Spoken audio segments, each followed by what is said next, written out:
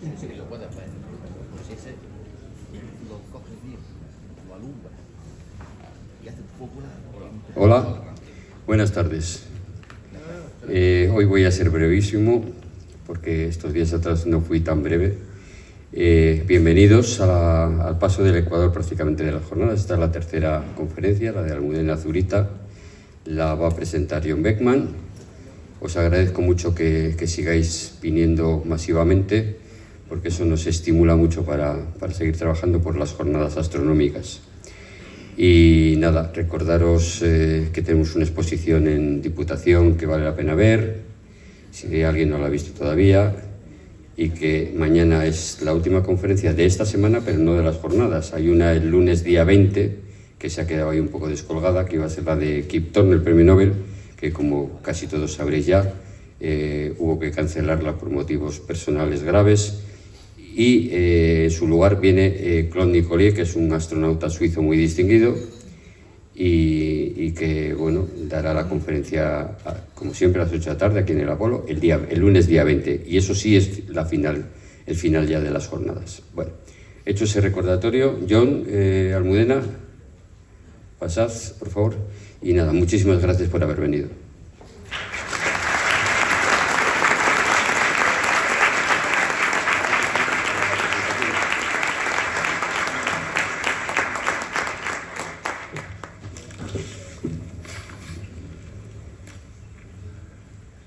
Bueno, si hay algo que me hace feliz es poder presentar a Almudena como conferenciante a estas jornadas. De hecho, he intentado persuadirla en años anteriores y es naturalmente modesta y al final, con gran placer mío, ella está de acuerdo en venir, porque ella ha sido mi alumna de tesis doctoral y claro, los alumnos de tesis doctoral son como los niños de uno, que salvo que no se dan los mismos problemas de los niños más pequeños. Pero pueden dar más problemas. En el caso de Almu, ella nunca me dio ningún problema. Al contrario, ella estaba ahí para ayudarme con mis problemas. Ella estudió en la Universidad de Granada y después vino a La Laguna, Tenerife, para hacer la tesis. Hizo la tesis, su resultado destacó. Ganó el premio especial del doctorado de la universidad y también el premio nacional de la Sociedad Española de Astronomía de su año. Ella hizo su primer trabajo postdoctoral en el observatorio del Roque de los Muchachos en La Palma, y donde pasó casi 3 años de ganar experiencia como astrónomo, porque muchos de los astrónomos son muy brillantes, pero realmente no saben lo que son los problemas de observar y lo que pueden ser las dificultades de obtener datos buenos y de interpretarlos. Después volvió a Granada y ha pasado varias etapas hasta llegar a donde ahora es profesor titular en el Departamento de Física Teórica del Cosmos. Bueno, entonces, dicho eso, es un poco de biografía.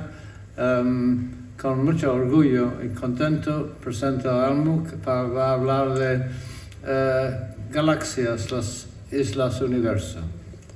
Muchas gracias.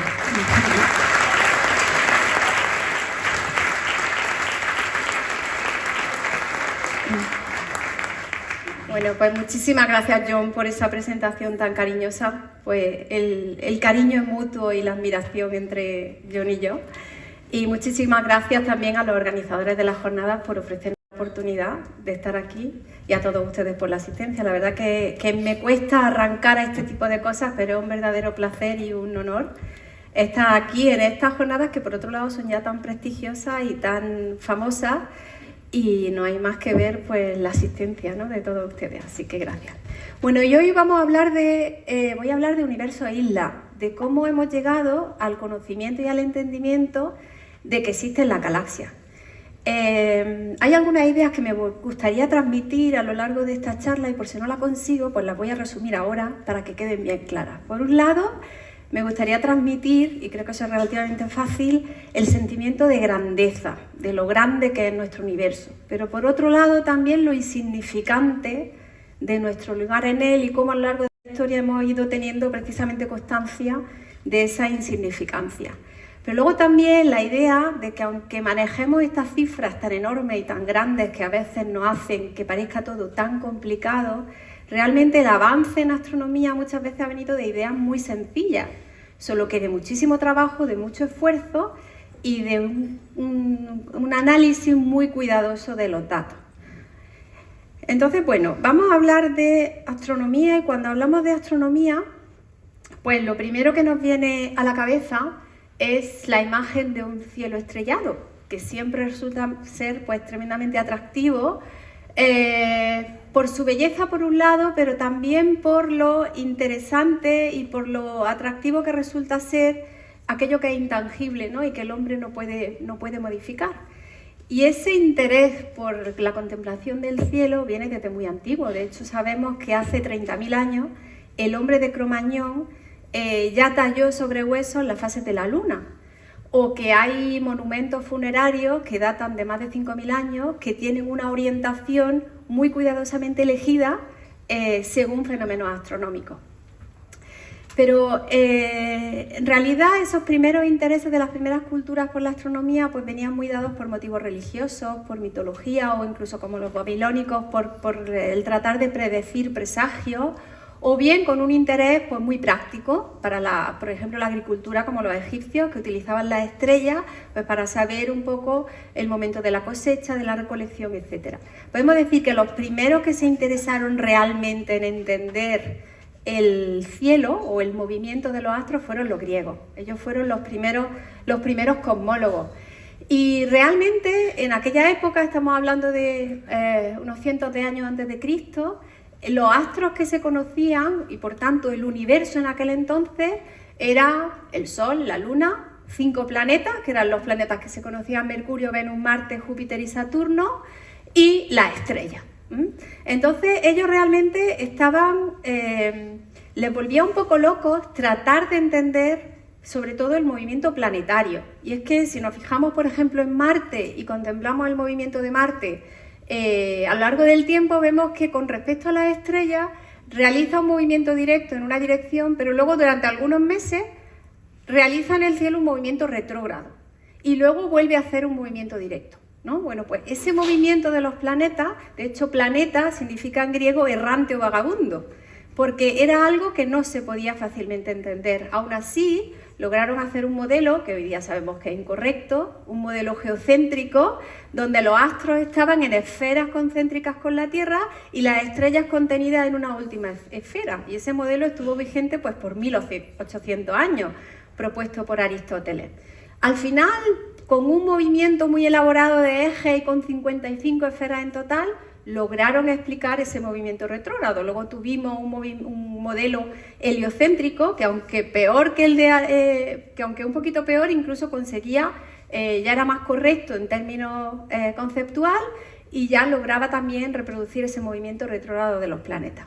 Y realmente nuestro conocimiento del universo cambió radicalmente cuando tuvimos la capacidad de mejorar la observación del cielo. Entonces el universo, como he dicho, era básicamente el sistema solar y las estrellas, pero fue cuando mejoramos la capacidad de observación no solo de esos astros, sino de las manchas luminosas que cruzan el cielo en las noches de verano, que son esas manchas lechosas que por motivos mitológicos pues se llama Vía Láctea, cuando realmente hicimos un progreso importante, y se lo debemos a Galileo, que no fue precisamente su mérito el de inventar el telescopio, pero sí hay que reconocerle el mérito de utilizar por primera vez un telescopio para observar el cielo.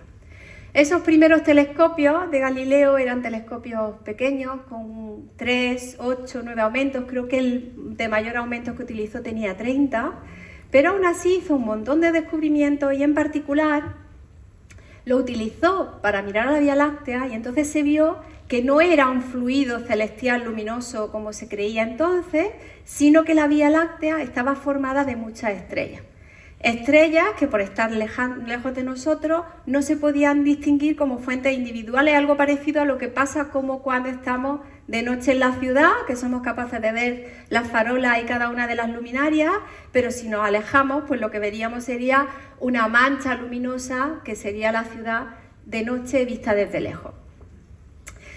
Bueno, este descubrimiento que hoy día parece tan obvio, pues comenzó una época que logró cambiar de forma radical nuestra visión del universo. Se empezó a utilizar el telescopio de manera más intensiva para observar el cielo y se vio que había además otros objetos que, a diferencia de los planetas o de nuestra luna y las estrellas, no eran objetos puntuales en el cielo, sino objetos que están un poco difusos, objetos extensos, como unas manchas difuminadas de luz en el cielo, que inicialmente se llamaron nebulosas. Bueno, pues uno de los primeros catálogos que se realizaron de estas nebulosas se lo debemos a un astrónomo francés, Charles Messier, que en realidad él era aficionado, o su interés era el detectar cometas en el cielo. Pero resulta que en los telescopios de la época era relativamente complicado distinguir un cometa de otras manchas de luz difuminadas en el cielo. Entonces él decidió, como se confundía a la hora de detectarlo, decidió hacer un catálogo de aquellas nebulosas que le confundían con sus cometas, para tenerlos bien identificados en el cielo, de manera que si había un candidato a cometa pudiera rápidamente descartarlo y saber si era una de sus nebulosas o no. Curiosamente, Messier se ha hecho mucho más famoso por su catálogo de nebulosas que por sus trabajos en cometas. Y a él le debemos el catálogo de Messier, que es un catálogo que me consta que aquí hay muchos astrónomos aficionados y que muchos seguramente conocen. Un catálogo que contiene las 110 nebulosas o sistemas estelares que son más brillantes y que son visibles desde los cielos de París, que era donde Messier realizaba sus observaciones. Claro, aquí tenemos imágenes en pequeñito de los catálogos de Messier que se denotan con la letra M mayúscula y un número. Este sería el catálogo M1 de Messier, M31 en la nebulosa de Andrómeda, de la que vamos a hablar también más adelante a lo largo de esta charla, y hay objetos que hoy día sabemos que tienen muy distinta naturaleza, como nebulosas planetarias, que son el resultado de la evolución o el fin de las estrellas de masa baja e intermedia, o remanentes, nebulosas que se forman después de la muerte de una estrella mucho más masiva, además de otros sistemas estelares. Claro, Messier lo que hacía en su catálogo era recopilar, anotar las coordenadas de esa nebulosa y hacer dibujos a mano alzada como este, que aquí no tiene mucho contraste, pero es la nebulosa de Orión vista por Messier. Bueno, pues tras estos descubrimientos, por un lado de la composición de la Vía Láctea formada por estrellas y a su vez la presencia o la existencia de todas estas nebulosas, empezaron a haber algunas propuestas que eran más filosóficas que científicas, en el sentido de que se basaban en razonamientos y no tanto en datos experimentales. Entonces aquí tenemos que mencionar a los razonamientos de Kant, que estaban basadas en unas ideas previas de un matemático, astrónomo, creo que también arquitecto y diseñador de jardines, porque en esa época tenían todas muchísimas ocupaciones y sabían hacer de todo, que era Thomas Wright. Entonces Kant se basó en ideas previas y propuso que quizá ese sistema que era la Vía Láctea y que estaba formando de estrellas, pues podía ser un sistema parecido al sistema solar, en el sentido de que quizá lo que pasaba es que era un sistema aplanado, como nuestro sistema solar, en que las estrellas rotaban alrededor de un centro que creo que llamó centro divino, por la gravedad, y que quizá el Sol era simplemente una estrella más de todas ellas, y nada más alejado de la realidad. Pero además Kant fue un poquito más allá, porque dijo que quizá esas nebulosas que se habían empezado a detectar con la mejora de los telescopios, pudiera ser que fueran universos islas como ese que había definido él para la Vía Láctea. Obviamente eran especulaciones, no podemos decir que fuera ciencia, pero hay que resaltar la capacidad de razonamiento de la época, que luego efectivamente pues era bastante acertado. Bueno, durante el siglo XVIII hubo un avance espectacular en la construcción de telescopios y espectacular también en la observación del cielo. Y hay una pareja de hermanos, que son los hermanos Herschel, William y Caroline Herschel, que hicieron un trabajo excelente en ambas facetas. Herschel era alemán, pero se afincó en Inglaterra después de un periodo de guerra, etcétera, y era músico. Tocaba el oboe, el órgano, fue director de orquesta, pero se aficionó muchísimo a la astronomía, empezó a leer libros de astronomía y se interesó tantísimo que empezó él a pulir sus propios telescopios. No tenía dinero para comprar un telescopio y decidió construirlo él mismo.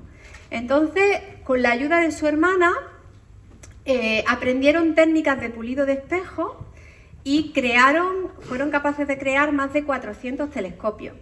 El más grande de ellos tenía un diámetro de 1,20 metros y quiero resaltar, bueno, aquí hay una litografía donde se ve a los hermanos Herschel, los dos puliendo un espejo, y esta es una ilustración de un telescopio de Herschel que llegamos a tener en Madrid, por encargo de Carlos III. Desgraciadamente, ese telescopio de Herschel estuvo como 4 años en Madrid y luego los franceses, con la ocupación con los franceses, se quemó y estuvo apenas 4 años en Madrid. Lo que pasa que sí que se conservaron los 2 espejos originales, porque Herschel era muy precavido y para que cada telescopio que construía hacía 2 espejos, para que en el momento que hubiera que repulir alguno de ellos tuviera uno de repuesto. Entonces se conservaron los espejos y se conservaron las notas que hicieron sobre el montaje y la construcción del telescopio, de manera que en el Observatorio Astronómico Nacional hay una copia de ese telescopio de Herschel que estuvo en Madrid. Y bueno, con este trabajo de construcción de telescopios tan espectacular, además hicieron muchísimas observaciones, hicieron muchos descubrimientos, entre ellos el planeta Urano, lo descubrió Herschel.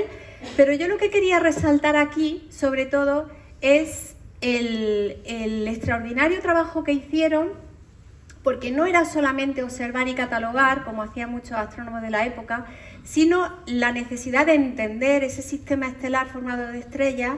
Querían saber qué forma tenía. Y para saber qué forma tenía, eso requería una cantidad de trabajo ingente. O sea, yo lo pienso y creo que lo hicieron en un par de años y creo que es un trabajo tremendo. Para poder hacer un modelo de cómo sería tridimensionalmente la Vía Láctea, lo primero que necesitamos saber son las distancias, porque ahí vemos todo proyectado en la esfera celeste, necesitaríamos saber las distancias. No podían medir distancias. Entonces, ¿cómo hicieron su modelo? Pues había que hacer 3 suposiciones, que son bastante burdas, pero que les permitieron un primer acercamiento al problema.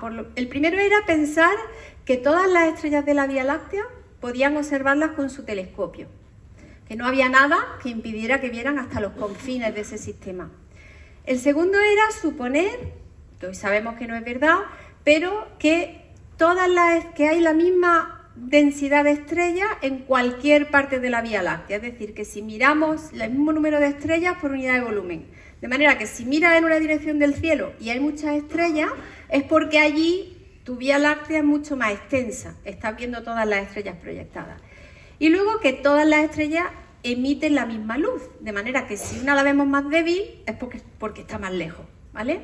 Bueno, pues hicieron observaciones en casi 700 campos del cielo. No había placa fotográfica. Allí había que medir en cada campo, contar las estrellas, calcular la distancia a partir de su brillo, etc. A mí me parece una cantidad de trabajo tremendo.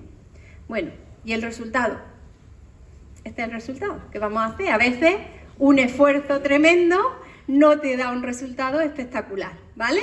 Este sería el mapa que hicieron los Herschel sobre el modelo de universo, sobre cómo estaban distribuidas las estrellas en la Vía Láctea.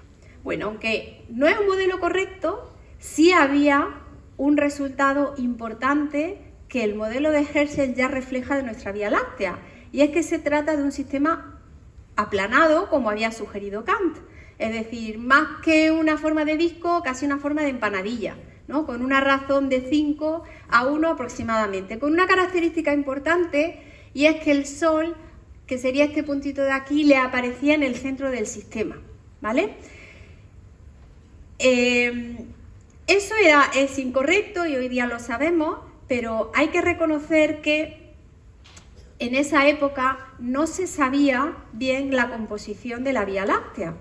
Hoy día sabemos que entre las estrellas hay un medio que llamamos medio interestelar, donde hay gas y también hay unas partículas muy pequeñas, que son partículas más pequeñas que los granos de arena, serían del tamaño de una micra, que llamamos polvo, que en masa es ínfimo, es una cantidad muy pequeña en el total de la masa de una galaxia, pero que tiene unos efectos grandísimos en la luz. Absorbe muy eficientemente la luz y eso hacía claramente que se vean muy brillantes las estrellas que están muy cerca de nosotros y por la luz que absorbe el polvo se ven muy débiles todo el resto, con lo cual por eso el Sol aparecía en el centro del universo de los Herschel.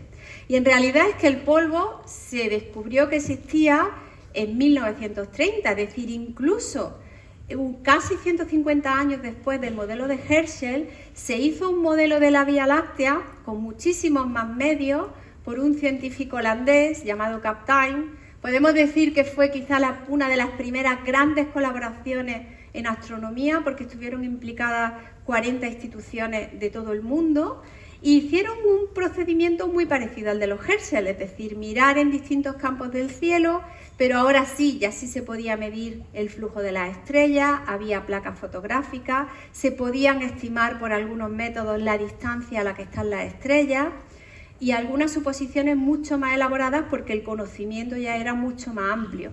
Pero ¿qué ocurre? Que el resultado no fue muy distinto del de los Herschel, porque también se obtuvo un sistema aplanado con una relación 5 a 1 aproximadamente en ese sistema y con el Sol también muy cerca de ese sistema estelar. De hecho, eso era algo que incomodaba muchísimo a Kapteyn, de hecho lo llamó un primer intento a hacer un modelo de cómo están distribuidas las estrellas, porque hizo un esfuerzo tremendo por tratar de averiguar por qué le salía al Sol dentro del sistema. De nuevo, el problema era no haber podido tener en cuenta la existencia de ese material que absorbe mucho la luz, que llamamos polvo, simplemente porque no se conocía aún su existencia. Bueno, hecho este paréntesis un poco para resaltar la relevancia del trabajo de los Herschel y el hecho de que si se equivocaron era porque no había la información necesaria en su época para el progreso. Volvemos un poco al siglo XIX para resaltar la mejora en la capacidad de observar el cielo que se siguió haciendo en la época. Y aquí hay que mencionar a William Parsons, que fue un irlandés, miembro del Parlamento y muy aficionado a la ciencia, que junto a su castillo se construyó un telescopio que desbancó al de Herschel, que había sido el mayor del mundo durante 50 años, para ser el mayor telescopio del mundo durante casi 70 años. Bueno, este telescopio que construyó Rose tenía un diámetro, su espejo, de 1,8 metros. Él siguió las técnicas de pulido de los hermanos Herschel y entonces lo construyó. Claro que un espejo tan difícil es construir, un espejo tan grande como una montura que permita mover con precisión un espejo tan pesado para poder hacer el apuntado a los astros y el seguimiento correctamente. Entonces, por eso tenemos una montura tan distinta a las que solemos estar quizá acostumbrados a ver, donde el espejo estaba colocado al final del tubo y el tubo se movía prácticamente solo en elevación, de manera que los astros cuando salen alcanzan una máxima altura sobre el horizonte cuando está en el meridiano y justo en ese momento es cuando el telescopio podía observar el astro.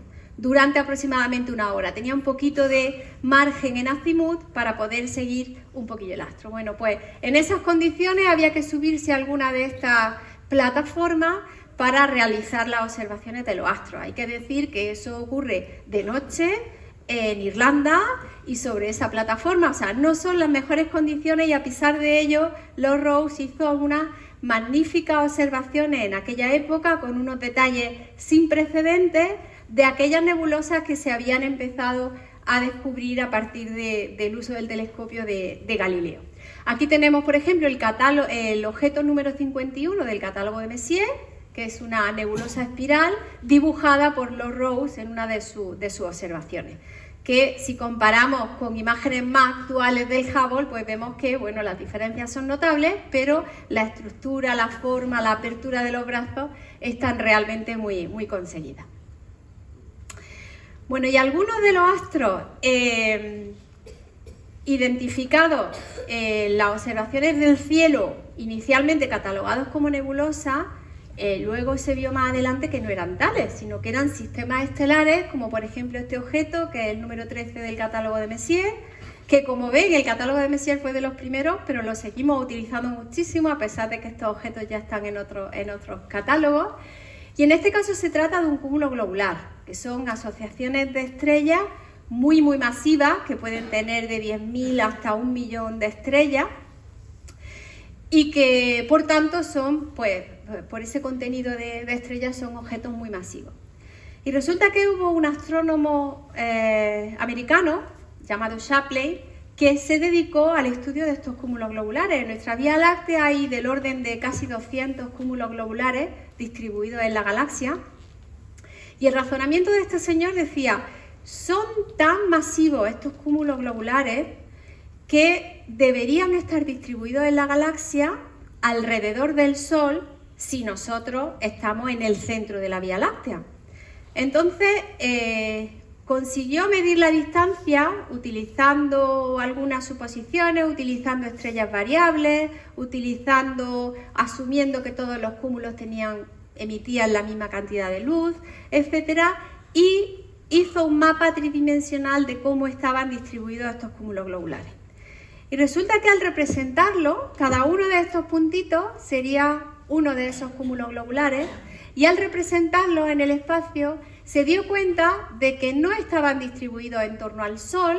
Este sería el universo de Kapteyn, de Herschel o Kapteyn, sino que estaban distribuidos en torno a un punto muy cercano a la constelación de Sagitario, que es donde hoy sabemos que está el centro de nuestra galaxia, ¿vale?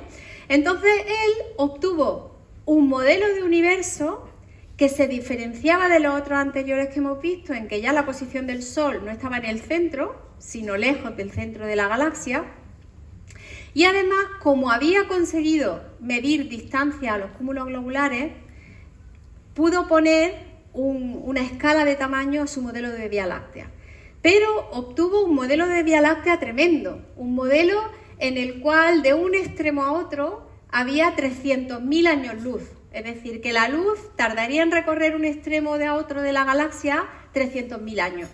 Ese modelo era unas 10 veces mayor que el modelo que había obtenido Kapteyn con su puenteo de estrellas, que era de 30.000 años luz. Hoy día sabemos que no es ni tan pequeño ni tan grande, que es una cantidad intermedia, ¿vale?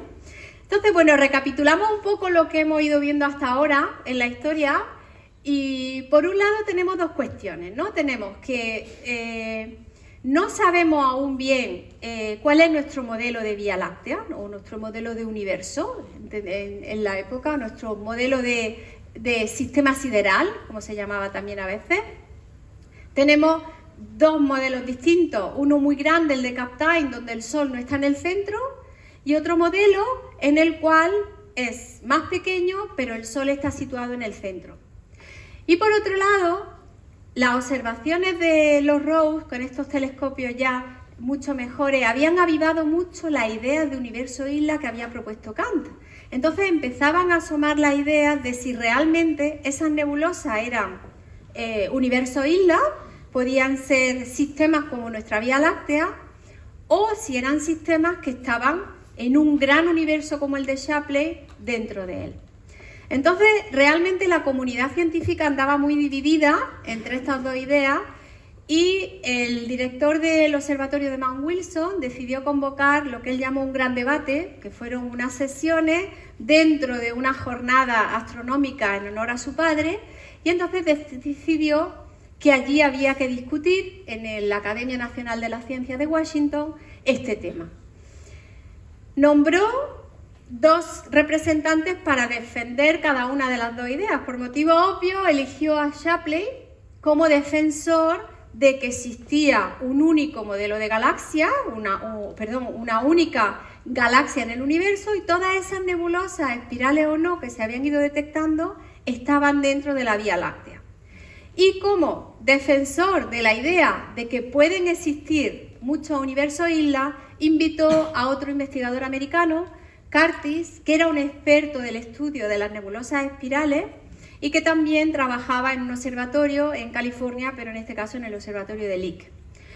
Aunque este gran debate que se celebró en 1920, en abril, es uno de los eventos más conocidos de la astronomía, realmente no fue un debate como tal, sino que cada uno tuvo 30 minutos para hablar. Shapley expuso los motivos por los cuales su modelo era correcto, su gran Vía Láctea, y Curtis expuso un poco argumentos por los cuales pensaba que las nebulosas espirales eran objetos que estaban fuera de la Vía Láctea. En realidad los dos hicieron argumentaron muy bien y hicieron argumentos muy elaborados. Yo no voy a detenerme en todos ellos, pero sí voy a comentar algunos para que se vea un poco por dónde iban los tiros. El gran debate, como digo, no fue realmente esas ponencias, sino que vino en los años posteriores, porque sí que en el año siguiente o en los años siguientes hubo una serie de publicaciones muy buenas en las que ahí sí que cada uno expuso su argumento y rebatió al otro los motivos por los que creía que tenía razón. Entonces pensemos que esta nebulosa fuese un universo isla como el de Shapley, ¿no?, que tiene un tamaño tan grande, hemos dicho de 300.000 años luz. Según la distancia a la que esté ese mismo universo de nosotros, el ángulo que sostiene en el cielo sería distinto, de manera que cuanto más lejos está un objeto de nosotros, tanto más pequeñito nos aparece en el cielo. Es decir, la distancia, si lo vemos muy pequeño, quiere decir que va a estar mucho más lejos de nosotros. La distancia es inversamente proporcional al tamaño que sostiene en el cielo. Entonces, uno de los argumentos de Shapley, que en la época parecían bastante convincentes, era el hecho de que él decía: algunas nebulosas son tan pequeñas en el cielo que si esas nebulosas fuesen tan grandes como el tamaño de mi universo, implicaría que están a unas distancias tan grandes que eso no puede ser. Entonces, un poco por ilustrar, a la época no se podían contemplar distancias tan grandes como las que hoy hablaremos aquí.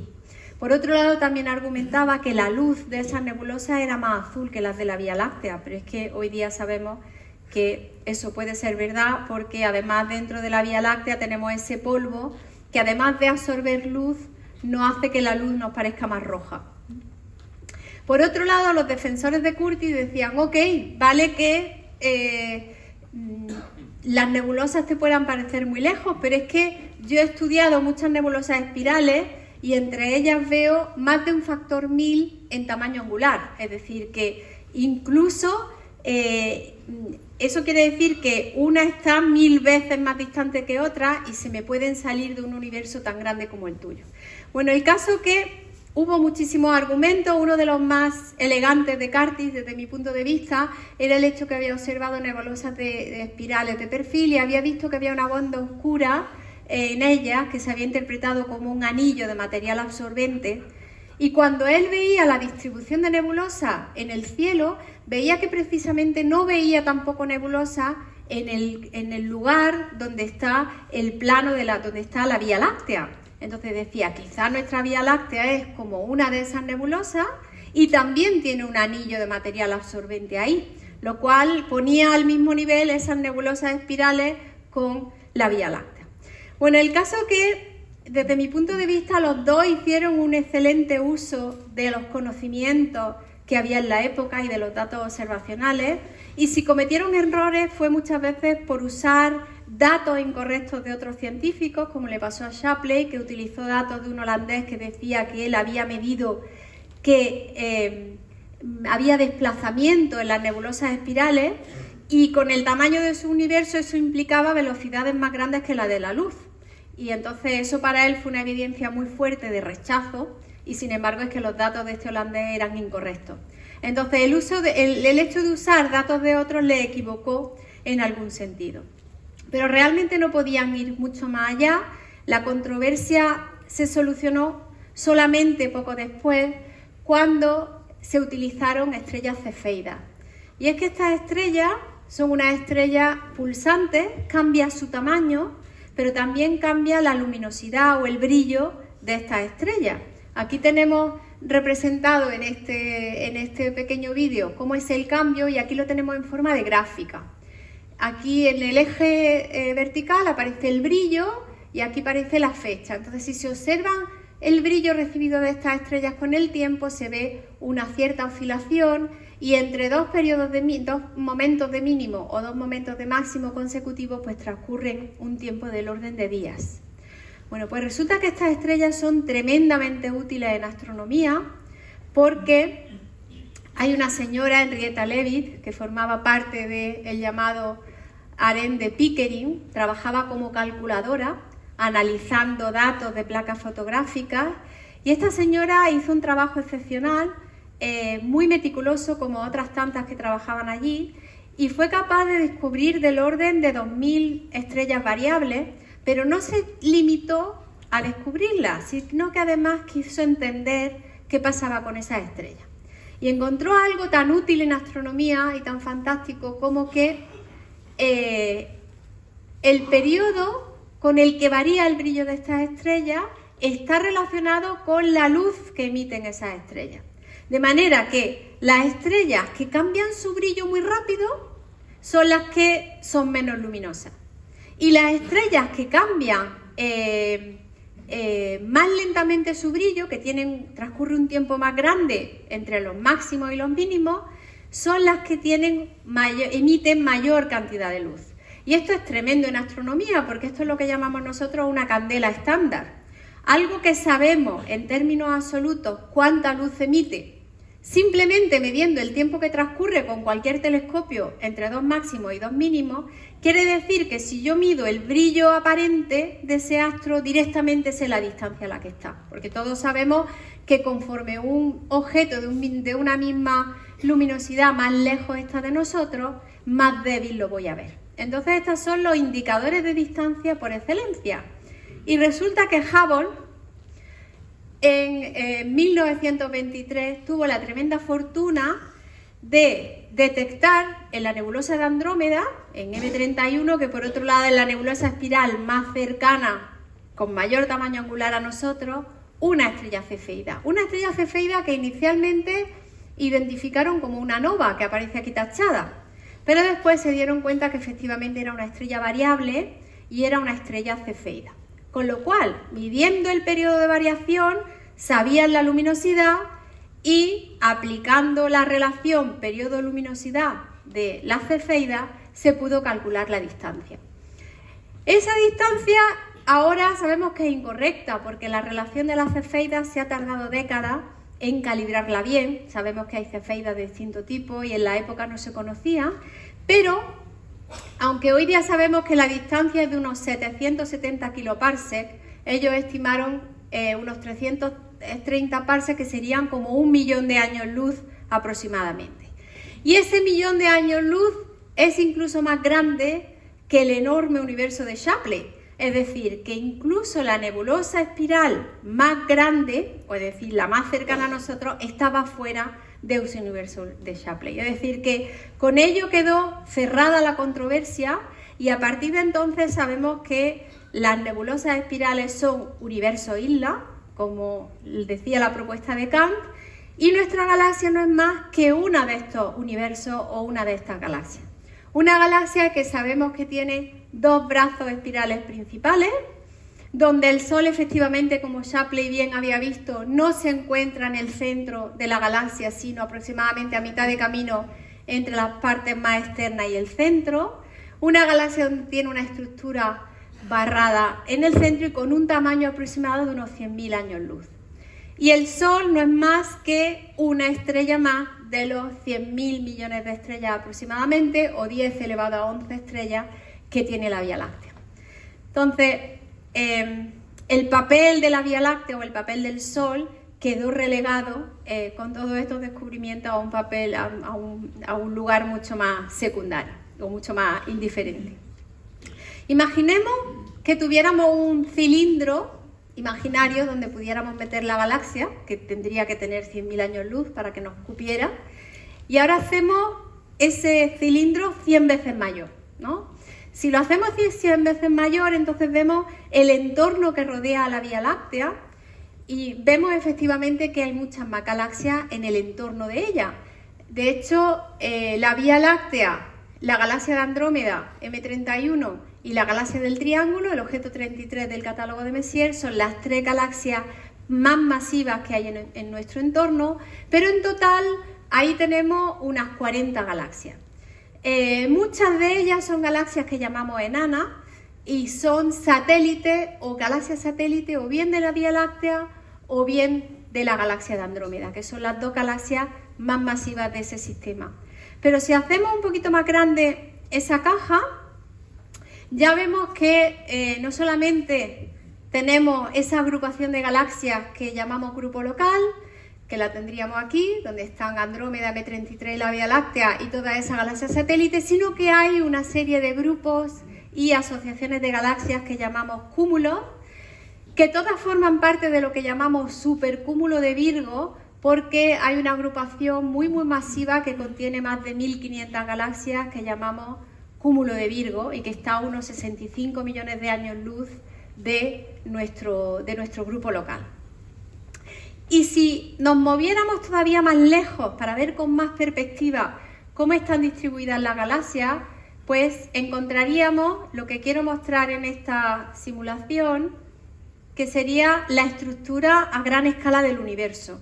Esta es una simulación que se ha hecho utilizando datos reales de galaxias, un poco del mismo modo que hacían los Herschel o que se ha hecho en tantos momentos de cartografiados del cielo, de inspeccionar el cielo, y se ha utilizado un telescopio Sloan, de un telescopio americano, en una gran colaboración. Se han observado más de 400.000 galaxias, que son las que aparecen aquí representadas, y se han obtenido distancias a cada una de ellas, de manera que se ha podido hacer un mapa o un modelo tridimensional de cómo están distribuidas.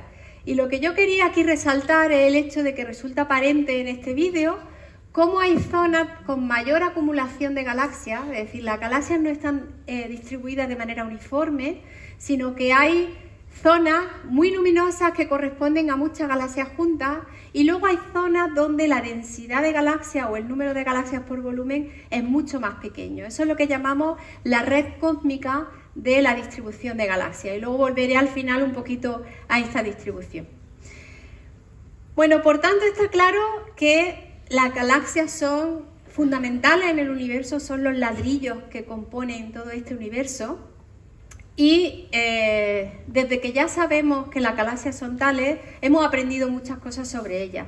Pero cómo hemos aprendido esas cosas y cómo seguiremos aprendiendo es fundamentalmente analizando la luz que recibimos de ellas. Pero cuando hablamos de luz en astronomía, no nos estamos refiriendo solamente a esa franja tan pequeñita de frecuencias que corresponde a la luz visible o a la luz a la que el ojo es sensible, sino que en astronomía, cuando hablamos de luz, nos estamos también refiriendo a radiación que puede venir de las ondas de radio o a radiación mucho más energética, como pueden ser los rayos gamma o los rayos X. Todas las frecuencias que emite un objeto son para nosotros útiles, lo que ocurre es que algunas de ellas no consiguen llegar a la superficie de la Tierra, y para detectarlas pues necesitamos esos fantásticos telescopios espaciales que nos permiten acceder a luz que no puede llegar a la superficie. Y es importante poder observar en cualquier frecuencia, porque la galaxia, si tuviéramos una coctelera gigante y pudiéramos crear una, necesitaríamos poner un poco de estrella, un poco de gas, esas particulitas de polvo que yo he dicho que son tan importantes, gravedad y, por supuesto, materia oscura, y con todo ello podríamos generar una galaxia. Y para yo poder estudiar las componentes que emiten luz de la galaxia, necesito observar en distintos rangos de frecuencia. Por ejemplo, si yo observo la luz en radiofrecuencias, que es la luz menos energética, pues ahí consigo ver el gas que está muy frío en las galaxias, que es el combustible que va formando las estrellas, mientras que si yo observo, por ejemplo, en rayos X lo que estoy es recibiendo la luz que emite el gas que está muy caliente. Y si observo, por ejemplo, en ultravioleta, lo que yo consigo es recibir la luz de las estrellas más jóvenes y más masivas. Es decir, que para tener un buen diagnóstico de qué está pasando en una galaxia y qué procesos ocurren y qué cantidad hay de cada componente, necesitamos tener una observación lo más amplia posible. Igual que cuando estamos malitos, no nos vale solo una analítica, sino que también una placa de rayos X o algún otro tipo de prueba diagnóstica para completar ese conocimiento. Y observando la luz de la galaxia, hemos visto que hay distintos tipos según su forma. Ya habíamos hablado antes de las nebulosas espirales, y efectivamente tenemos galaxias espirales. Esta es una bonita galaxia en espiral observada de cara, pero esta sería también una galaxia espiral observada de perfil, donde se observa muy claramente ese polvo concentrado ahí en el plano central del disco. Y luego hay galaxias que tienen una distribución muy suave de luz, que llamamos elíptica, y otras con unas formas muy irregulares. Esos serían, digamos, los tres tipos de galaxias con matices, pero no solamente difieren en la forma. Analizando la luz recibida en esas distintas frecuencias, hoy día sabemos que las galaxias que tienen una forma determinada también tienen, la población dominante de estrellas tienen una edad determinada, el movimiento de las estrellas también es distinta según su morfología, es decir, que hay algunos rasgos que correlan muy bien o que dependen muy bien de la apariencia simplemente que tiene la galaxia para nosotros. Y aunque hemos aprendido muchas propiedades de las galaxias, todavía nos queda muchísimo por aprender. Y en particular, todavía no conocemos bien cómo evolucionan las galaxias. Y es que entender cómo evolucionan es un tema muy, muy complicado, sobre todo por la escala de tiempos. En este gráfico que tenemos aquí, muestra la evolución del universo desde el Big Bang, el modelo más aceptado, hasta nuestros días. El tiempo iría en esta línea que aparece aquí. Entonces, aproximadamente unos 400 millones de años después del Big Bang, empezaron a formarse las primeras estrellas y las primeras galaxias. Y han ido evolucionando hasta nuestros días, en que el universo tiene aproximadamente 13.700 millones de años.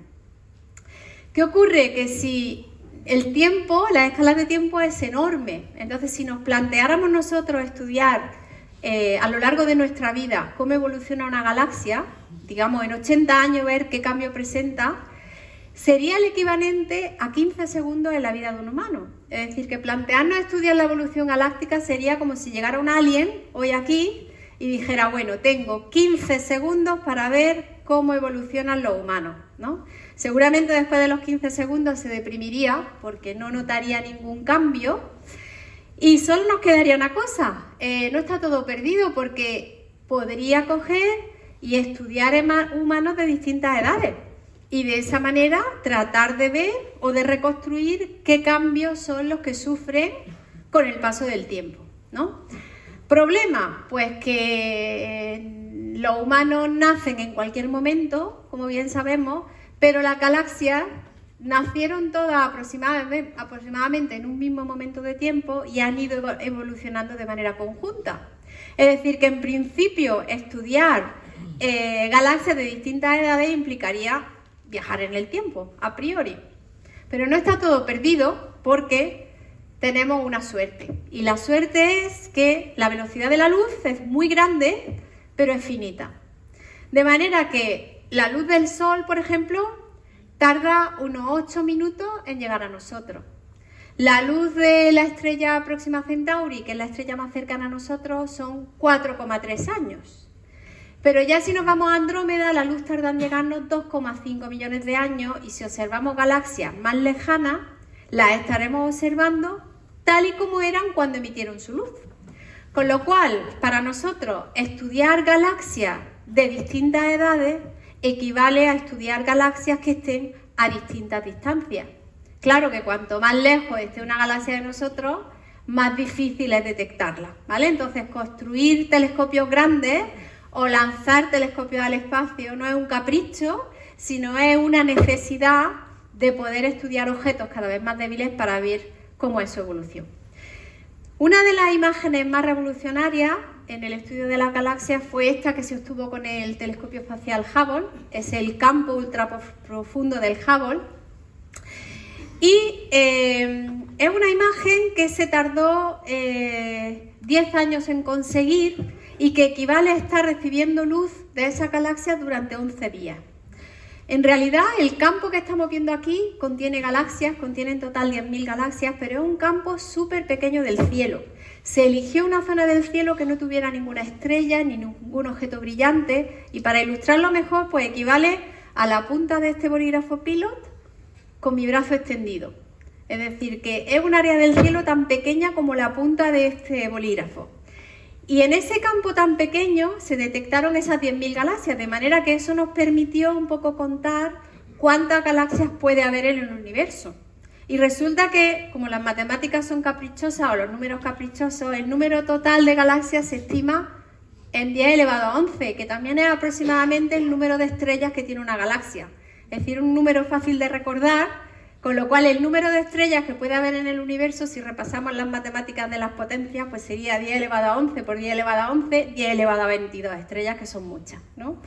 Bueno, pues las galaxias más rojas que hay en este campo son las galaxias más distantes y este campo ultraprofundo permitió estudiar algunas de las galaxias más lejanas del universo, galaxias que tienen del orden de unos 13.000 se veía tal y como eran hace unos 13.000 millones de años. Y algunas de las cosas que se aprendieron de observar estas galaxias tan lejanas es, por ejemplo, que las colisiones y los choques entre galaxias eran tremendamente frecuentes, más frecuentes en el pasado que ahora en la actualidad. Lo que vemos aquí, que podría clasificarse con esas primeras galaxias que yo puse como una galaxia irregular, con el tiempo hemos sabido que en realidad es la colisión de dos galaxias. Voy a poner un vídeo, porque otra manera que tenemos de aprender en astronomía es con simulaciones, donde se muestra la simulación de dos galaxias, esto sería simulación, y se deja que actúe la gravedad, se van acercando una a otra y entonces colisionan. Y en esa colisión se producen unas formas muy características, de vez en cuando se para la simulación y se compara con una imagen real. De manera que estas simulaciones permitieron mostrar que algunas de las imágenes que observamos con el Hubble, como puede ser esta de aquí, se pueden explicar bien con la interacción de dos galaxias espirales y cómo va evolucionando esa interacción de las dos con el tiempo. Es muy común que se formen estas colas de marea y estas estructuras cuando se van colisionando las dos galaxias.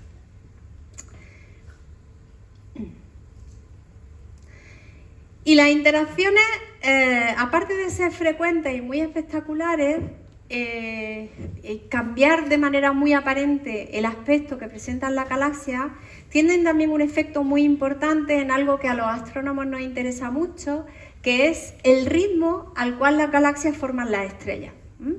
El gas es el combustible del cual se van formando estrellas en las galaxias, de manera que con la formación de estrellas se va generando lo que llamamos una masa estelar y se va construyendo ese tipo de materia. Pues bien, sabemos que las interacciones producen brotes de formación estelar muy intensos. Y eso lo hemos visto, por ejemplo, en nuestra Vía Láctea, y lo hemos visto gracias a observaciones que se han hecho con el telescopio Gaia, que es un telescopio de la Agencia Espacial Europea, que ha permitido medir con muchísima precisión el brillo y la posición de estrellas que están en nuestra galaxia. Y eso ha permitido ver cómo ha sido la historia de formación de estrellas de nuestra galaxia. Y se ha visto que efectivamente una galaxia enana llamada Sagitario, que se descubrió solamente en 1994, porque es muy difícil detectar este tipo de galaxias enanas tan cercanas. Pues esa galaxia se ha visto que ha interaccionado con nuestra Vía Láctea y se han detectado colas de marea, como las que hemos visto antes, en el cielo. Y vamos a ver la simulación en que se ve la interacción de Sagitario con la Vía Láctea. Y a la derecha nos aparece un gráfico que muestra las estrellas formadas en función del tiempo. Aquí estaría el Big Bang y aquí estaría la actualidad. En el primer choque de Sagitario se ha producido un pico inmenso de formación de estrellas y luego hay otros pasajes de Sagitario. Cada colisión produce un brote de formación de estrellas, ¿vale? Bueno, pues esto es muy bonito porque ilustra muy bien cómo las interacciones producen ese aumento de formación estrella. Y un resultado muy curioso de esta simulación, que voy a poner otra vez, es que no sé si nos hemos fijado en qué momento ocurre ese primer brote de formación estelar, que fue como hace 6.000 millones de años.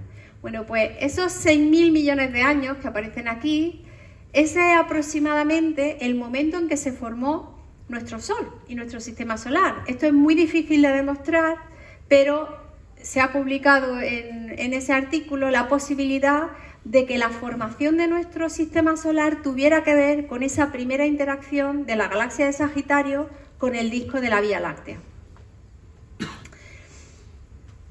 Bueno, y las interacciones entre galaxias seguirán ocurriendo.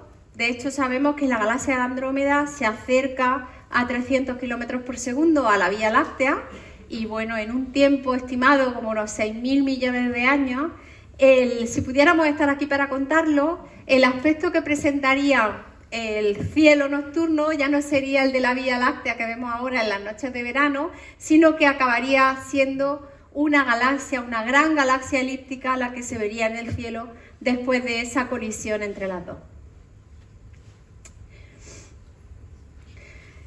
El futuro de las imágenes de la ciencia en astronomía observacional es apasionante, pero el futuro está aquí, porque de hecho ya tenemos el telescopio James Webb, que es el sucesor del Hubble, con un espejo mucho mayor que el del Hubble, que era de 2 metros y algo. El James Webb tiene 6 metros y medio de espejo y realmente ha sido diseñado para observar las galaxias más lejanas posibles. De hecho, estos campos que muestran aquí, vemos dos recuadritos chiquititos que corresponden a esta galaxia, la 1 y la 2, que son esos puntos muy rojizos, que son las galaxias más lejanas detectadas hasta la fecha.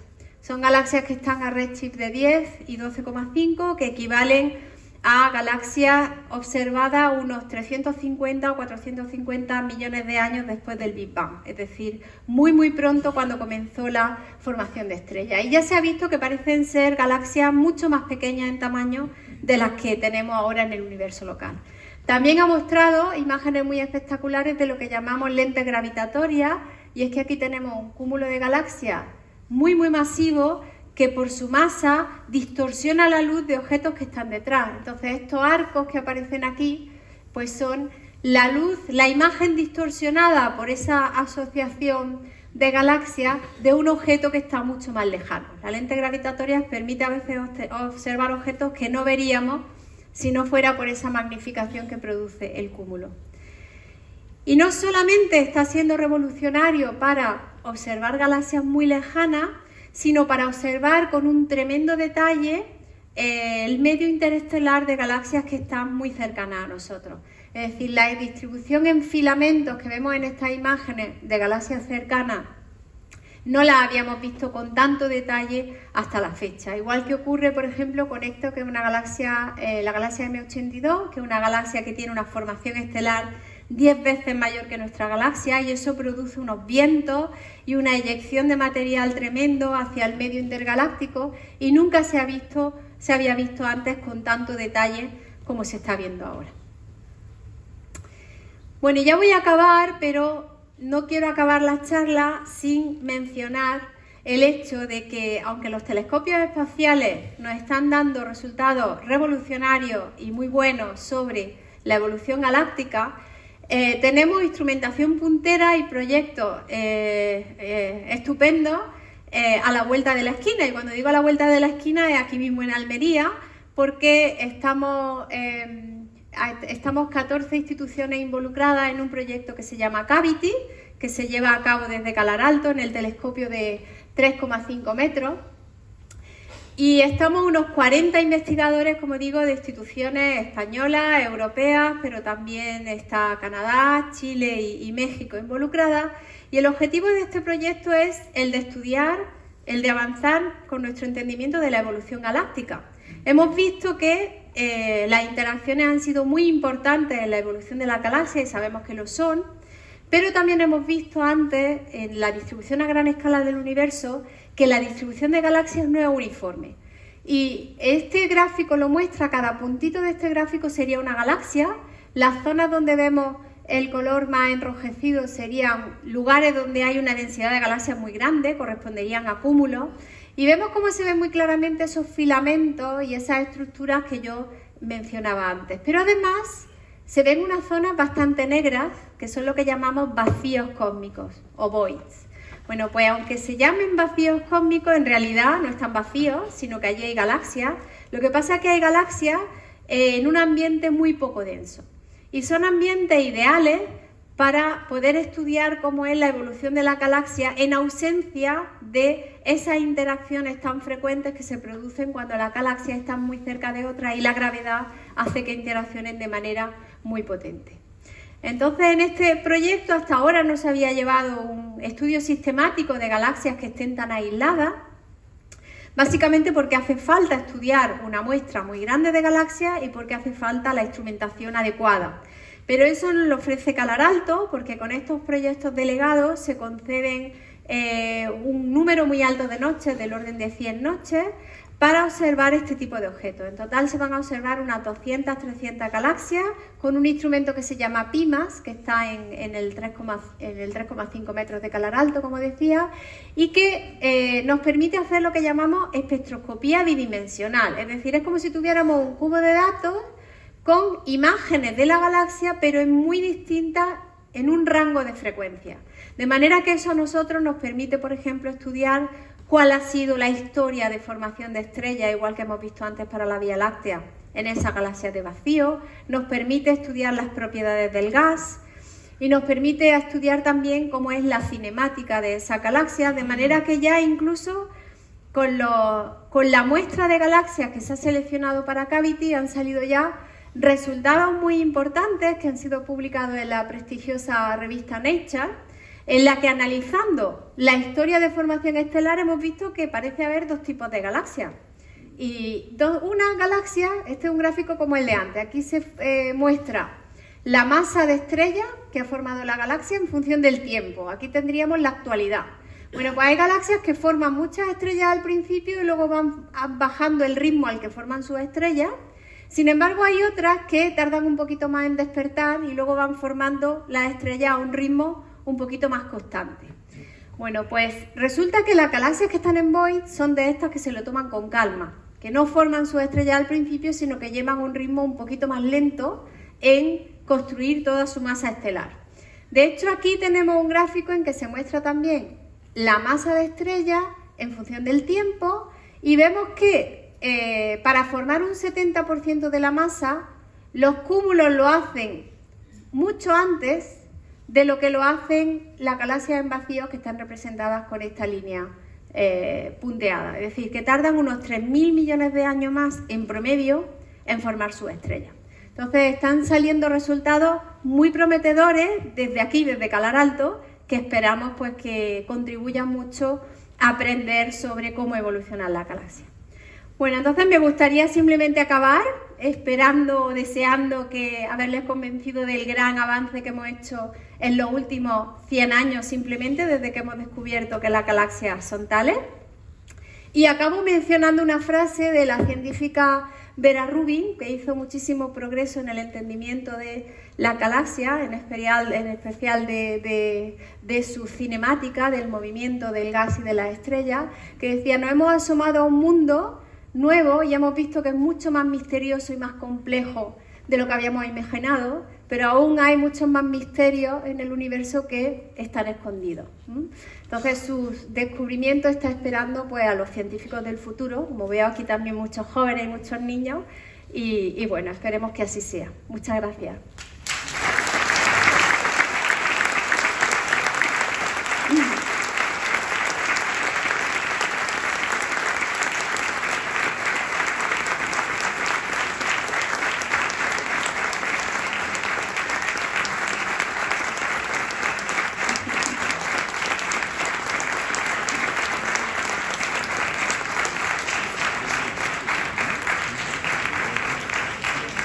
Hola, muchas gracias, Almudena. ¿Ves cómo era fácil para ti hacer esto? Estaba preocupada. El respeto al público. Vamos a hacer un turnito de preguntas, vamos bien de tiempo hoy. Sabéis la mecánica habitual porque veo muchas caras conocidas de habituales. Se levanta la mano y alguien intenta acercar el micro, o yo o una persona que hay por ahí con otro micro, y hacéis la pregunta y cuantas más podemos hacer mejor. Intentar no enrollaros haciendo disquisiciones, preguntas cortas, claras, para que entre el mayor número posible de gente. A ver, manos levantadas si hay preguntas. Allá. Muy bien. Buenas tardes, fascinante tu actuación. Gracias. Y quería preguntarte, ¿por qué tanto sistemas solares como galaxias suelen ser, en términos generales, planas? Bueno, suelen ser planas en general porque hay una cantidad que se llama momento angular que se tiene que conservar. O sea, algo parecido a cuando tenemos una masa de pizza y empezamos a darle vuelta, acaba todo aplanado y se forma un disco. Entonces, generalmente, estos sistemas en rotación forman esos discos. A ver.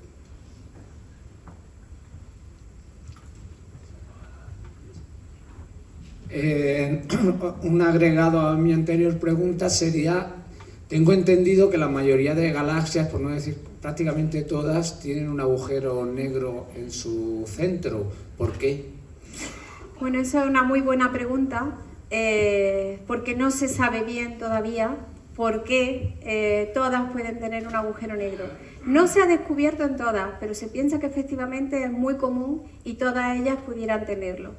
Hay algunas propuestas de que puedan ser, porque se han visto cuásares que están trazando agujeros negros en épocas muy tempranas del universo. Entonces pudiera ser que sea algo muy primordial, que se formen ya en los primeros instantes cuando se forman las primeras estrellas, pero pudiera ser también que, como los agujeros negros se forman también en la fase final, no supermasivos como los de galaxias, pero se forman en las fases finales, en la muerte de una estrella muy masiva, sí que pueden, por interacción gravitatoria, unirse, y eso se ha visto, y acretar material. Entonces pudiera ser que vayan creciendo todos ellos, pero el por qué y cómo se forman es algo que todavía no está bien entendido. Sí, a ver, vamos a ir por partes, perdona. Buenas noches. Yo quería preguntar la relación que hay entre la distribución de las galaxias, esos filamentos, etcétera, y la materia oscura, si hay alguna relación, o sea, se ha estudiado y se ha llegado a alguna conclusión entre las dos. Bueno, Gracias. nada, yo no soy cosmóloga, pero sí que el modelo actual que explica la evolución del universo es un modelo que tiene en cuenta la materia oscura. Entonces, dentro de ese modelo, la distribución actual de galaxias se explica a partir de fluctuaciones en densidad muy primitivas que hay ya en la distribución de materia en el universo primitivo. Y para explicar la distribución actual hace falta tener en cuenta a los de materia oscura, es decir, hace falta tener en cuenta que las galaxias están rodeadas de esa materia oscura. De todas formas, más que la materia oscura, o sea, si tenemos en cuenta toda la materia, hay algo muy relacionado que es la energía oscura, que forma parte del 70% del universo, es decir, el 70% sería aproximadamente materia oscura, energía oscura, el 25% es energía oscura, y lo que conocemos, es decir, el gas, la estrella y el polvo, es solamente un 5% del total. Entonces, ahora mismo hay proyectos como Euclid, que igual que yo he mostrado ahí esa simulación donde se veía la distribución a gran escala de la galaxia, pretende observar no 400.000 galaxias como hay, sino muchísimas más. Si digo un número me voy a equivocar, pero millones de galaxias, porque se trata precisamente ahora de entender la naturaleza de esa energía oscura y ver cómo podemos explicar la presencia o no y en qué consiste. Y para ello es necesario ver la distribución de galaxias con mucha más precisión. Es decir, la distribución de galaxias y la materia oscura, volviendo al inicio de la pregunta, están íntimamente relacionadas. De hecho, entender la energía y materia oscura pasa por entender muy bien la distribución a gran escala, esa red cósmica de galaxias. Hola, muy buenas noches. Ah. Puede ser que el nuevo telescopio del James Webb cambie el concepto que se tiene sobre el Big Bang y sobre cuándo aconteció. Pues no tengo claro que el James Webb pueda cambiar el Big Bang, el concepto de Big Bang. Pudiera ser que surja alguna observación a partir de estas galaxias muy primitivas que haya que retocar la teoría. O sea, la teoría del Big Bang todavía no creo tanto del Big Bang, quizá de cómo han ido evolucionando las galaxias, quizás sí. Hola, no sé si es una pregunta tonta, pero aquí, en este recinto, ¿hay materia oscura? ¡Wow! Claro, a esta escala no creo que fuera fácilmente identificable la materia oscura. Realmente creo que no habría una contribución importante, porque hemos visto que la materia oscura está distribuida en halos muy grandes alrededor de las galaxias, mucho más grandes que la galaxia misma. De hecho, la materia oscura puede ser un 90% de la masa de toda la galaxia. O sea que es una componente muy grande. Pero en los centros de las galaxias se ha visto que podemos explicar los movimientos simplemente con la materia visible. Con lo cual, como nosotros estamos relativamente cerca del centro, yo creo que no nos equivocamos si decimos que aquí no hay mucha materia oscura. Ahora, si estuviéramos en las partes muy externas de la galaxia, ahí quizás ya sí empezaría a contribuir. Yo una pregunta quiero hacer, que es que no lo he entendido quizá bien, no sé mucho de galaxias, pero en mi cabeza entraban que existían muchas galaxias, pero no del orden, y no sé cuál es el orden, porque he oído 400.000 por un lado, no. Y 10 a la 11. 10 elevado a 11. 400.000 es la simulación esa que yo he enseñado, pero la estimación de galaxias es 10 elevado a 11. Gracias. Nada. Buenas noches. ¿Existe algún punto identificable como centro de la galaxia, bien relacionado con el Big Bang o con los movimientos que pudo, con la distribución de esos filamentos y de esas acumulaciones? ¿De nuestra galaxia? No, del universo, perdón. ¿Algún centro del...? Un centro del universo, no. No existe nada semejante. No. ¿Y qué podría explicar las acumulaciones en filamentos de las galaxias? Que no sea una cosa homogénea.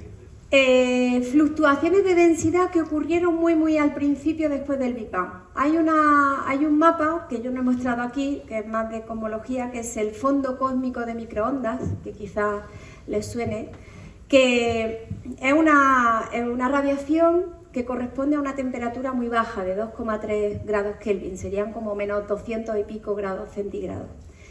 Y ese mapa, a pesar de que tiene una temperatura muy uniforme, muestra unas diferencias en escalas muy pequeñas. Bueno, pues esas pequeñas fluctuaciones de temperatura serían las que se corresponderían con las fluctuaciones que vemos a gran escala en la densidad de galaxias. Es en el modelo actual de cómo evolucionan las galaxias.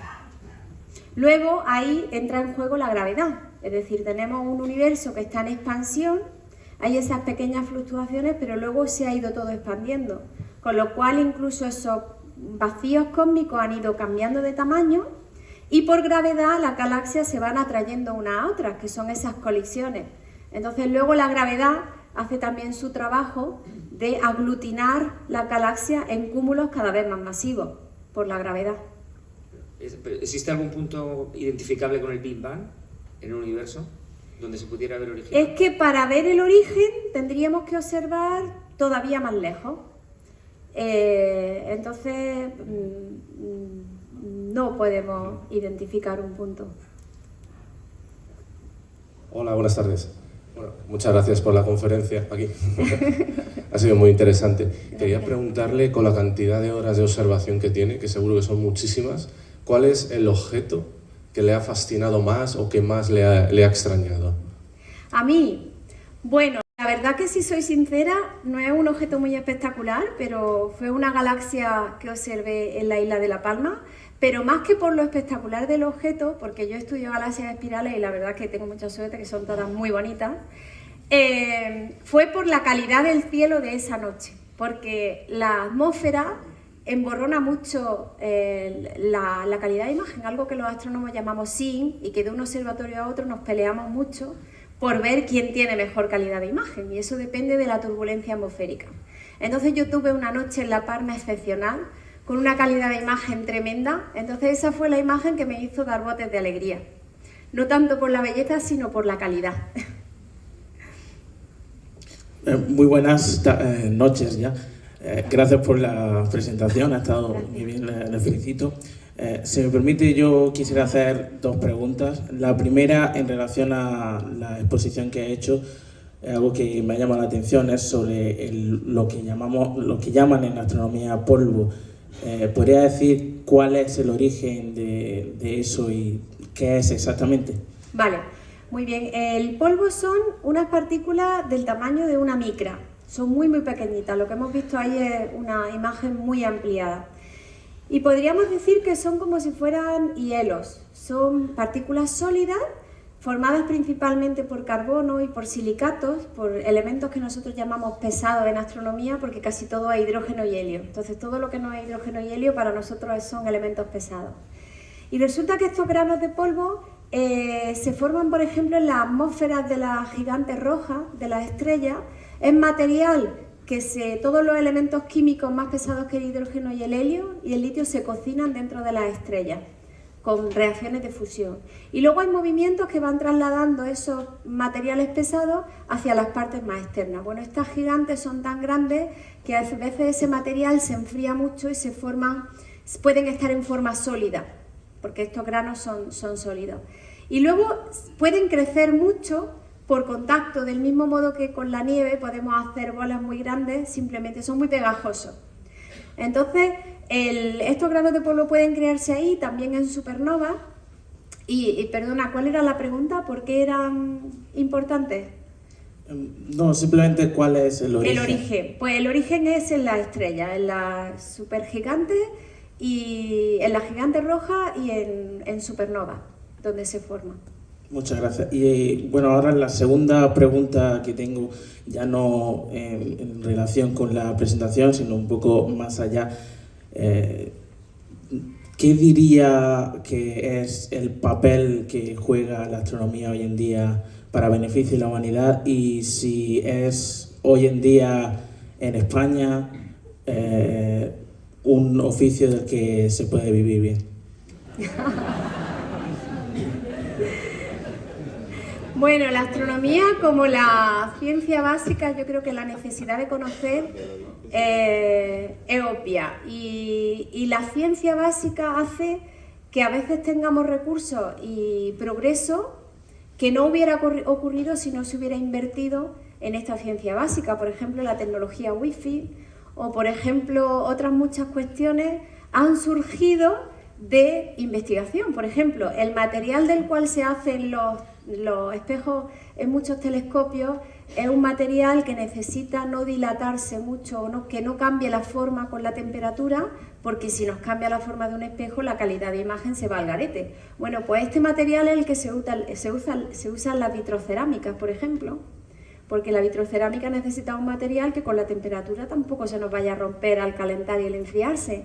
Entonces, es difícil predecir ¿En qué nos va a ayudar? Pero la ciencia básica es obvio que sin plantearlo, la necesidad de progresar hace surgir ideas y tecnologías que luego van a tener aplicación en el día a día. Y luego, si se puede vivir bien de la astronomía, bueno, pues yo no vivo mal, la verdad. Hago algo que me gusta y vivo bien. Es cierto que hacer una tesis en astronomía, por ejemplo, es relativamente sencillo. Hay un poquito de embudo después cuando uno quiere estabilizarse y eso pasa normalmente pues, por tener que pasar una temporada en el extranjero. Y luego es verdad que en España pues, no es tan fácil tener un puesto fijo o estable en investigación. Pero es posible y también en España tenemos la ventaja de tener observatorios. Tenemos Calar Alto, en Granada tenemos IRAM con el radiotelescopio de Sierra Nevada, en Islas Canarias, entonces también hay mucho trabajo en el campo de la astronomía que no es investigación básica, pero está relacionada con la tecnología asociada a ello. Entonces, si te interesa, yo te animo, claro que sí. Una pregunta de altura. Nunca damos la voz ahí porque creo que no hay micro, pero si hablas fuerte... ¿Tienes micro? Habla fuerte, por favor.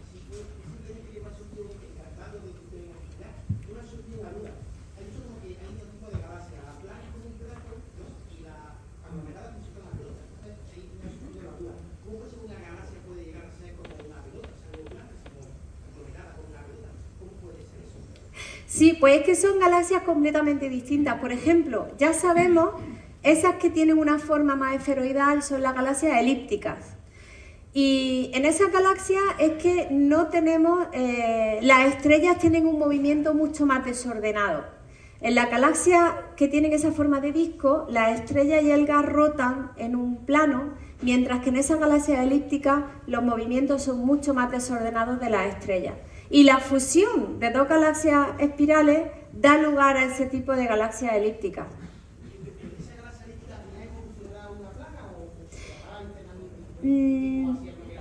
En principio no, en principio las galaxias espirales hemos visto que evolucionan a galaxias, si interaccionan, dan lugar a este tipo de galaxias elípticas, y las galaxias elípticas no podrían luego llegar a ser galaxias espirales, porque lo que sí hemos visto es que las galaxias elípticas, por ejemplo, no tienen gas frío, que es el gas que necesitamos para formar estrellas. Y ese gas sí que lo tenemos en las galaxias espirales. Entonces, inicialmente se pensaba, de hecho, a esas galaxias con forma redonda se les llamaba galaxias tempranas y a las galaxias de disco tardías, porque se pensaba que evolucionaban de esa manera. Pero hemos visto que no. Que si hay evolución en algún sentido, es en el sentido de que las galaxias de disco con colisiones dan lugar a una galaxia elíptica y no al revés. A ver, un par de preguntas más. Aquí, Antonio. Hola, buenas noches. Yo quería hacer dos preguntas. La primera es si realmente la barra de las galaxias barradas todas se forman por interacción, por colisión y otra es que si el polvo cósmico se forma en las estrellas gigantes, en ese caso debe de haber más cerca de la galaxia que lejos de la galaxia. Efectivamente. Voy a empezar por la segunda y ahora voy a la primera. El polvo efectivamente se concentra en los discos en el plano medio de las galaxias de disco. Es donde se concentra más el polvo. O sea, está concentrado siempre mucho más allí. Donde hay gas, siempre hay polvo. Eso hemos visto que está muy correlacionado. Es decir, que si en una galaxia vemos que hay mucho gas en alguna zona, también allí va a haber más polvo. Era esa la pregunta sobre la distribución. Y la galaxia barrada, efectivamente la formación de la barra todavía no está completamente entendida, pero sí que se ha visto con simulaciones que es muy fácil generar una barra sin interacción con otra. Es decir, se ponen partículas por gravedad a evolucionar y simplemente con que haya una pequeña inestabilidad se forma una estructura en forma de barra en la galaxia. No es necesario que haya una colisión para formarla, aunque algunas veces también por colisión se genera una barra. Entonces no se cumple la ley de Kepler en próxima. próximo al centro? Como la ley de Kepler. ¿La galaxia? Bueno, es que en las galaxias no se cumple la ley de Kepler con la materia visible porque está la materia oscura. Es decir, si nosotros pintamos en el sistema solar la velocidad de los planetas con la distancia al Sol, aparece una ley de Kepler muy clara. Si lo hacemos lo mismo para las estrellas de la galaxia, no vemos ese decrecimiento, sino que lo que vemos es que se mantiene la velocidad muy alta, y ese es precisamente uno de los motivos que dio lugar a la hipótesis de la materia oscura, gracias a Vera Rubin. Ella midió la rotación de las estrellas y vio que no seguía la ley de Kepler, no bajaba la velocidad, sino que la velocidad se mantenía aproximadamente constante, y entonces dijo, pues para mantener esta velocidad no nos queda otra que asumir que hay materia que no vemos, pero que es la que mantiene la velocidad tan alta. Pero eso es en las partes externas. En la parte más externa, pero la barra está en la parte interna. Bueno, la barra rota como un sólido rígido. Sí, la barra rota como un sólido rígido. No se cumple la ley de Kepler. No, porque no, sí, efectivamente, en ese sentido no, porque no hay rotación, toda la barra en sí rota como un todo, sí, no hay rotación de cada estrella simétrica, independiente. A ver, la última de allí, una aquí y ya tenemos que acabar, porque si no, suponiendo que el sistema solar esté como está ahora, dentro de 6.000 millones de años, cuando Andrómeda y nosotros choquemos, ¿qué pasaría al sistema solar en teoría, o qué le podría pasar? Pues quizá no le pasaría nada si siguiera así. Obviamente el Sol morirá antes, pero en las colisiones de galaxias, aunque nosotros vemos las galaxias tan luminosas y vemos tantas estrellas, realmente la distancia entre una estrella y otra es tremenda. Entonces, cuando colisionan galaxias, las estrellas ni se enteran, con lo cual posiblemente nuestro sistema solar seguiría tal cual. Lo que sí pasaría es que habría un brote de formación estelar tremenda, que eso quizás sí podría afectarnos, que se formaran estrellas cercanas y que hubiera explosiones de supernova, y a lo mejor eso sí que nos afectaría. Pero en términos de colisiones, como a veces se puede pensar estrella a estrella, eso es tremendamente improbable porque la separación entre las estrellas es muchísima. ¿La gravedad tampoco entre estrellas? La gravedad puede afectar algo cuando hay zonas muy densas, pero realmente puede altera obviamente la cinemática, pero en los planetas que se mueven alrededor de la estrella no notaríamos especialmente, pienso yo, ese choque. Hola, me quedé pensando en el debate de 1920, abril de 1920, y cuando, frente a algo desconocido, un hallazgo, un nuevo conocimiento frente a un total desconocimiento, me quedé pensando en eso, ¿quién tiene la razón, no? O sea, frente a lo desconocido, y me imagino que debe haber una pugna de poder, digamos, en relación a quién sabe más o quién tiene más poder de conocimiento en distintos momentos, periodos de la historia de la astronomía.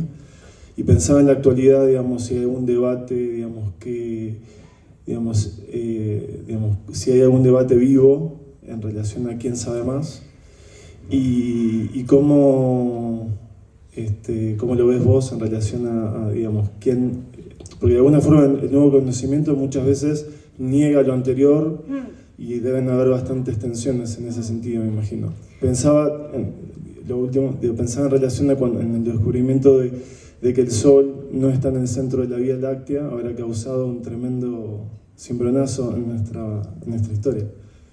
Sí, gracias.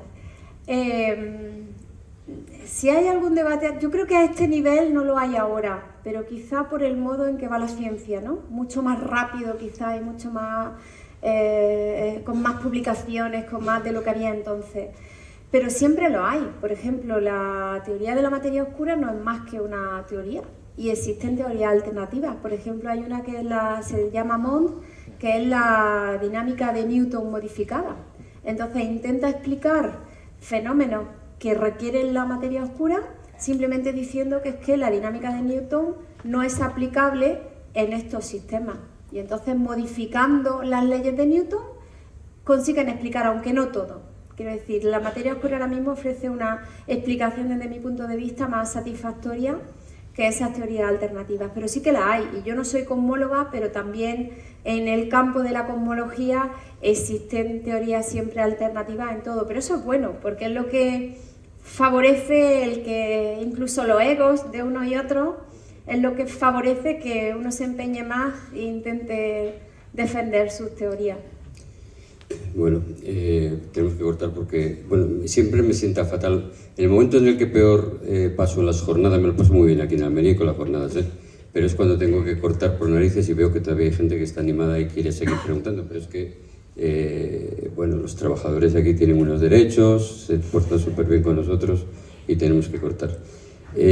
Antes de darle el formidable aplauso que le vamos a dar a Almu, quería decir que mañana tenemos la última conferencia de esta semana, no de las jornadas, que queda una todavía para el lunes día 20, que se nos ha quedado ahí descolgada, la de Claude Nicolí, el astronauta. Y mañana viene David Galadí, muy conocido por mucha gente de aquí de Almería, porque ha vivido muchos años aquí, ha estado como 20 años creo de astrónomo en Cala Alto, y va a dar una conferencia que yo creo que va a ser muy interesante porque es un problema complejo, grave, y que además está muy en candelero y que cada vez va a estarlo más, que es la contaminación de las megaconstelaciones Starlink y lo que eso supone de problema para los astrónomos profesionales y para las observaciones. Y va a ser yo creo que va a ser polémica la conferencia de mañana, interesante, y os espero sí o sí a todos mañana. Y ahora, gracias a Almudena por haber aceptado la invitación de las jornadas, estoy muy contento y una fuerte gracias.